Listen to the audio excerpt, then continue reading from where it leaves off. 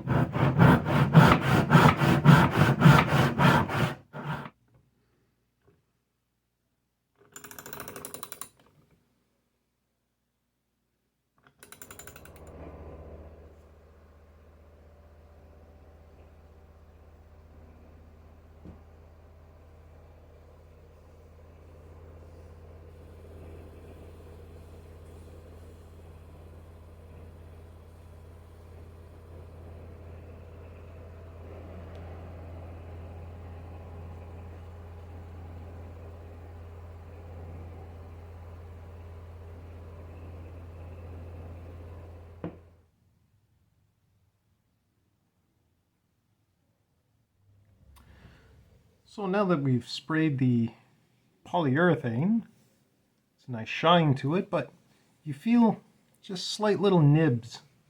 You know, it's not super smooth anymore after. So the secret to that is paper bag. I usually keep paper bags, little lunch bags, grocery bags, and I cut them into small portions. And you just, it's basically just taking off the high points, but it leaves the shine. It's such a fine grit that you just go over everything. Hasn't knocked down the shine in any way, but becomes silky smooth. So I'm just going to go over everything just with, like I said, a little paper bag. I think it's equivalent to 600 or 800 grit. So, little tip of the day. So the last step for our little goat here, let's put a little fur beard. A little bit of goat fur underneath the chin, just like that. So mixed up a little 2-part epoxy here. Won't take much to glue this on. It's not like there's a lot of load on this.